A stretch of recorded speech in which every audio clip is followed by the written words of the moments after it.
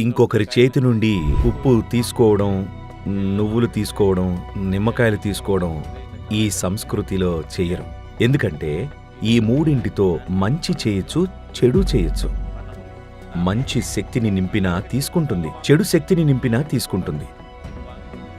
అందుకే అంటారు, మీకు ఎవరైనా ఉప్పు ఇస్తే చేతుల్లోకి తీసుకోకూడదు, కిందనే పెట్టమనాలి. నిమ్మకాయల్లాంటివన్నీ ఎవరి చేతి నుండి తీసుకోవాలంటే గురువో, సన్యాసో లేదా యోగి లాంటి వాళ్ళో ఇస్తే తీసుకోవాలి. ఇంకెవరైనా చేతిలోకి ఇస్తే నిమ్మకాయలు తీసుకోకూడదు. ఇది మీకు చిన్నప్పటి నుంచి చెప్పారా లేదా? నువ్వులు కూడా తీసుకోకూడదని చెప్పారా లేదా? ఇలాంటి హాని చేసేవాళ్ళు సామాన్యంగా ఈ చేష్టలు సూర్యాస్తమయం తర్వాతే చేస్తారు.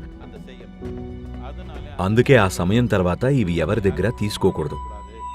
మన భద్రత కోసం పెద్దలు నేర్పిన ఒక చిన్న జాగ్రత్త ఇది, అంతే.